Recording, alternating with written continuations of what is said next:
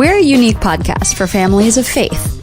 Produced by parents and pastors who understand and appreciate how hard it is to maintain your faith in a hostile culture. We're here to encourage and support you in the most vital role of all, parenting. If you're feeling overwhelmed and afraid, it's okay. You're not alone. Brilliantly Brave is hosted by two honest and engaging dads with 9 kids between them. A road tripper, author, and pastor, Father Brad Mathias, and iShine founder, solo parenting expert, and all-around foodie, Mr. Robert Beeson. Join us each week as we explore and engage with some of the most intriguing, inspiring, outrageous, and awesome parents in the world. This is Brilliantly Brave. Hi, welcome to Brilliantly Brave, podcast for parents. And today I have the honor of interviewing a good friend of mine, someone that I go to church with, named Karen Goosby. And the show today is hosted by myself, Pastor Brad Mathias, and my sidekick. I'm a sidekick now? That's yeah, what I am? I'm going to call you a sidekick today. Okay. His name is Robert Beeson. He's a foodie. He's an author. He's just kind of cool. Well, thank you, Brad. Yeah, I can't help it. He's one of those guys that, he knows exactly what to order at a restaurant. And it's a spiritual gift, really. Is it that I got to find that because I don't have it. But we're not here to talk about me. Oh, that's true. So we are here at Brilliantly Brave, and I wanted to really just set up and introduce our guest. Karen is a mother of 5, and she is a busy mother. She lives in Central Tennessee in the country. They have a really cool house with a lot of land, and she's got 4 daughters. Wow. And I believe the oldest is around 12. The youngest is a son. So she has 4 daughters, 1 son named River. And River's really pushing 3. So he's not quite there yet. And so I see them on a weekly basis. I'm their pastor at the church that they attend in Central Tennessee. And so I have a little bias here. I actually have helped baptize some of her children in their swimming pool. But the thing that's so cool about Karen and her husband, Bernie, is that they have chosen as a family to homeschool their kids. Yeah. And I come across a lot of homeschoolers, Robert. I know you have as well. Working with iShine, we have kids on tour, and so they have to homeschool to do that. And there's homeschooling, and then there's homeschooling.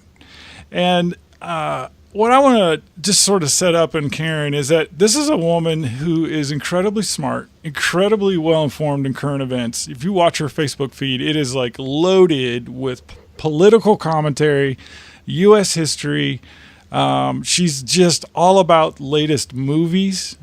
She's media savvy, and she's a homeschooler of 5 kids. I don't know how she does that. I don't know how someone that is juggling so much and wanting to stay on top of everything and married and have a house and everything chooses to homeschool 5 kids. That's remarkable. I can't wait to hear It how is she remarkable. does it. So without any further ado, I'd like to introduce to our audience my friend, Karen. Hey, Karen. Hey, Yeah, how are you today? I'm doing all right. How are you doing? Doing great, thanks. So Karen, I've just built you up. I've shared with our audience how amazing you are and your family. Tell us a little bit about your story. How did you get into the world of parenting 5 kids and homeschooling all in at the same time?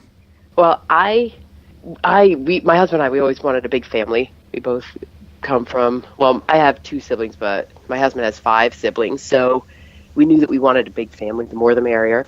And when I was in college, I majored in elementary education. And when I student taught, I really got a feeling for what I didn't like about the educational system. I mean, I'm 4th generation educator, and I have great respect for teachers, but there are some things that I think just in the context of an institutional school just can't be done to the extent that I want to do them. They have restrictions as far as curriculum. You have restrictions as far as time. You have restrictions as far as how closely you get to work with each individual student. And I didn't like any of those restrictions. So I decided, even before I met my husband, that when I had kids, I was going to homeschool. Wow. That's very brave. Yeah, and so did you know you were going to have 5 kids? I didn't. We didn't plan How many, we just kind of let things happen, and that's how many came out. It's amazing. Yeah, just a magical thing. Well, I'm sure there are listeners out there in our audience who have 2 or 3 kids, and they may be wrestling with the idea that maybe they need to invest in their kids at the level of homeschooling. What advice would you give them? What made that real for you and your husband? Well, they're really, I mean, like I said, I was an elementary education major, and I was completely unprepared to homeschool. And the best advice that I can give is, first of all, husbands, support your wives in doing this, or wives, support your husbands, whoever happens to be doing the educating. Think outside the box. We're also programmed to think of the way school was when we were in school, and the way you have to do a certain way, you have to do that a certain way. And there are so many resources available to you when you homeschool now that you don't have to do it. It doesn't have to be school at home. Everything is educational. Everything can be turned into an educational moment. And once you really get into it, you start seeing, oh, I could do this, and oh, I could do that. And it builds and it grows. And you may start out feeling very awkward and not sure you're doing the right thing, but you'll gain confidence. You'll see your kids learning, which is an amazing thing. It's something that I would have missed out on if they had been in a regular institutional school, seeing the light bulb come on, hearing them read their first words, and seeing how excited they get about that. But yeah, it really you have to be flexible. You have to think outside the box. Yeah, one of the things I really admire about Karen and her husband Bernie is I don't feel like they're afraid of the culture. Yeah. You know what I mean? Like some homeschool parents, it's like they're just sort of isolating and keeping their kids away from bad influences.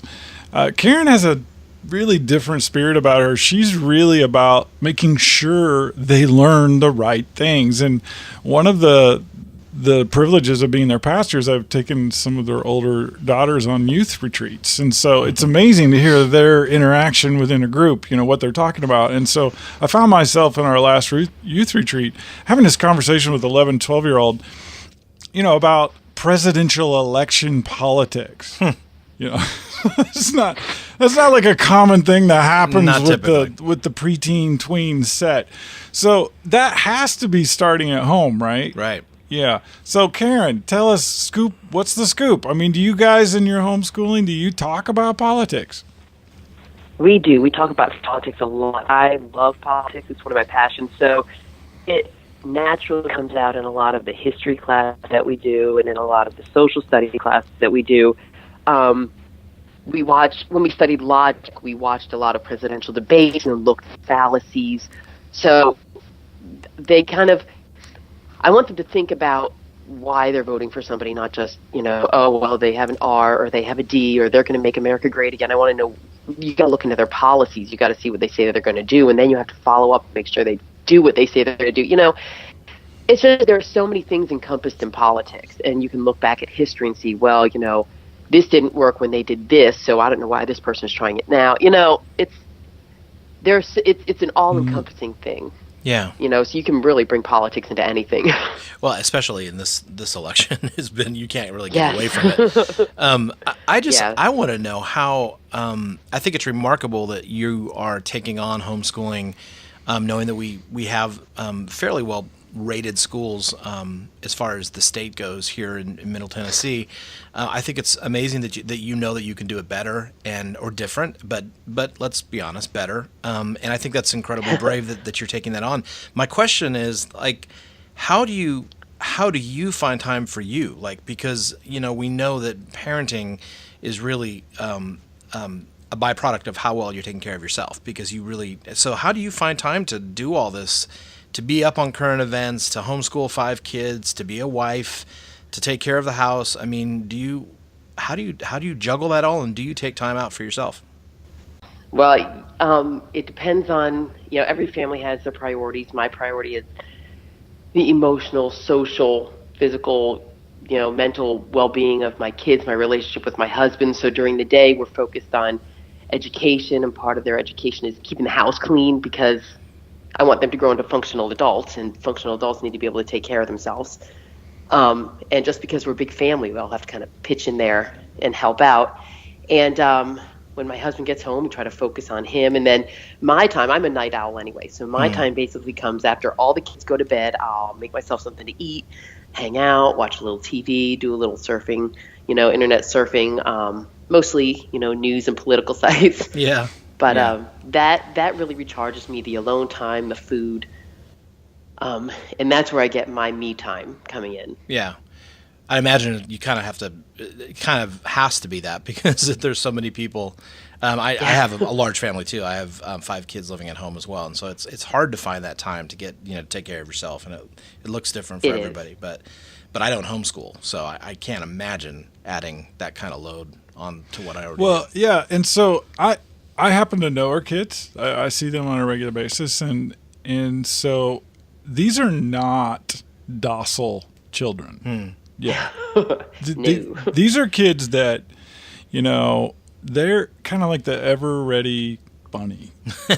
They just never stop. They go and go and go and go. And so not only is she keeping up with this, but this is like extraordinarily, amped up energy levels. In a social setting. Which is I think that's what you were talking about a little bit earlier, Brad, is some of the homeschooling kids that we've met, they are not quite as socially active as some of the kids that are, in traditional schools. And so I think obviously you're doing a fantastic job, acclimating them to that part of their life, which is really, really important. And I think a danger of homeschooling sometimes is not having the ability to integrate into social settings.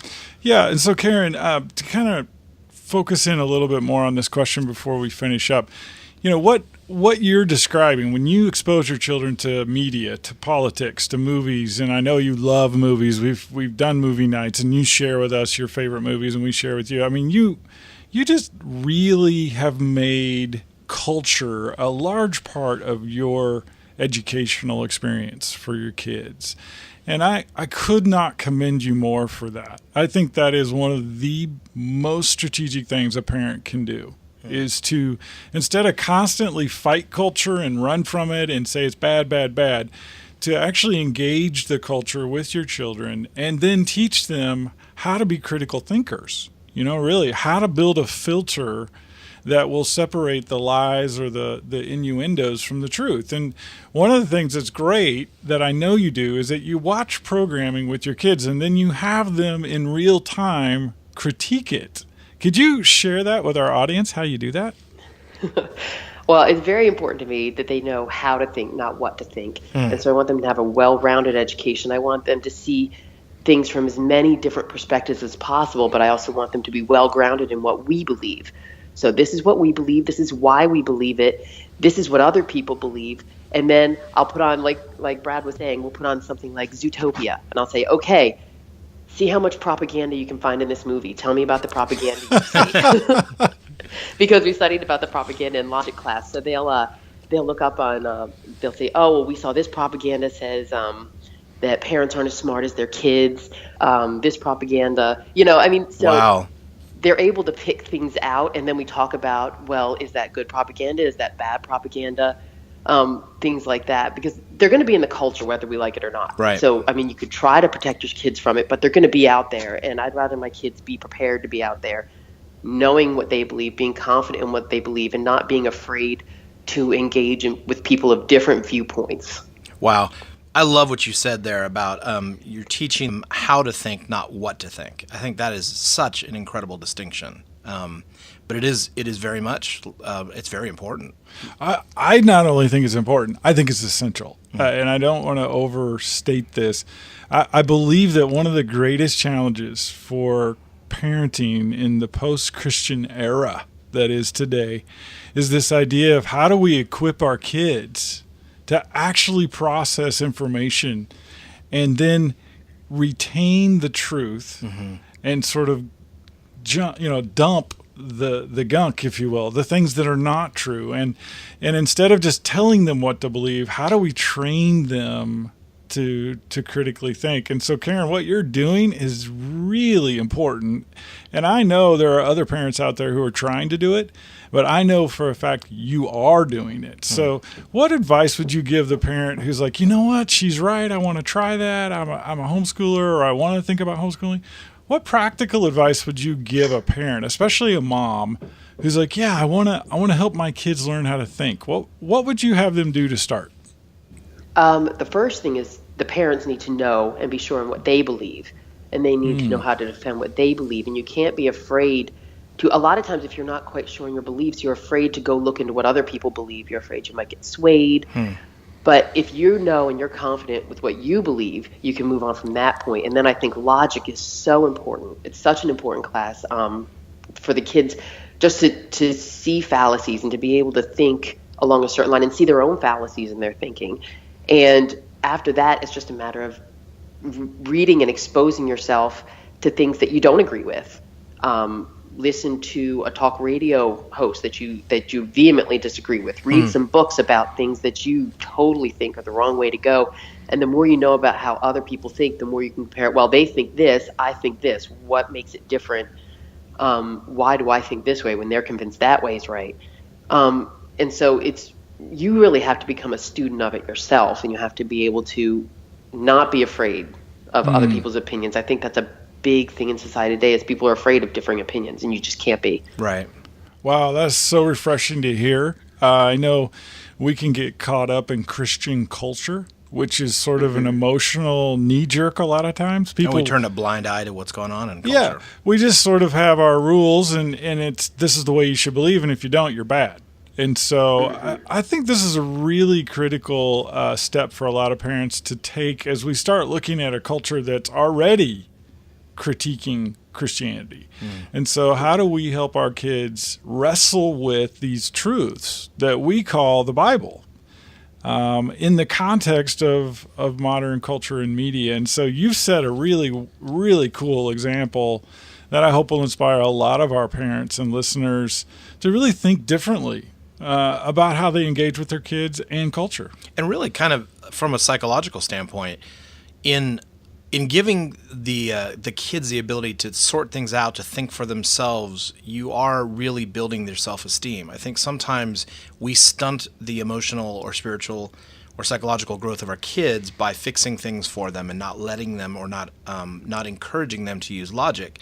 Where what you're doing, Karen, you're basically affirming that they are capable of actually processing this, and I think that's something that's left out of a lot of certainly academics. It's just you're being told what to believe or what to think, or this is the correct way to do it, instead of the reasoning and the logic, which is what you're going to have to use for the rest of your life. And so to start that at an early age, I think is a really provocative thought, and I think more parents should be looking at their kids from the perspective of, I believe you can reason through this. And we talk about it a lot here in the office, that when we approach things with iShine, we want to be about, if it's an event, we want it to be inductive, not declarative. And so we want to induce thought and ask questions. Ask great questions will bring great answers. And so I think you're living proof that can work at the home level.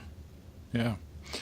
It's fantastic. Well, Karen, thank you. I know you are busy, and I know you have a lot going on. And I've shared with Robert, I'll share with our listeners, you guys do this fun thing on Fridays and Saturday nights every so often called Bob's Burger Night. Can you tell us what that is? What's Bob's Burger Night? Well, we love the show Bob's Burgers, and they always have those joke burgers on the board. And the creators of the show got together with some chefs and put together a cookbook. And so we're going through the burgers one by one in order and making each of the Bob's Burgers, and then we do a little family critique of what we think about the burger, and then we post it on Facebook. That is really cool. Isn't that cool? And you're a foodie, so I thought, I need to. I don't know if we're friends on Facebook yet, but I'm going to look you up after this, and I've got to see this. Well, Karen, it's been an awesome privilege to have you join us today on Brilliantly Brave. You. And may you be blessed by God and the Holy Spirit as you continue to invest in your kids in a way that's quite unique and incredibly strategic. Thanks for being here. Thanks so much. Thank you. Parents, remember, even if you may not feel brilliant or brave, you are. For God gave us a spirit not of fear, but of power, and love, and self-control. And I am not ashamed, for I know whom I have believed. I am convinced that he is able to guard until that day what has been entrusted to me. 2 Timothy 1:7 and 13. This podcast is a service of iShine Ministries and the Tween Gospel Alliance. All rights reserved. Donations to Brilliantly Brave are tax-deductible at iShineLive.com. Review and subscribe to this podcast on SoundCloud, Stitcher, iTunes, or on our webpage. And read our blog and connect with us at WordPress@BrilliantlyBrave.com. Thanks for joining us for another episode of Brilliantly Brave.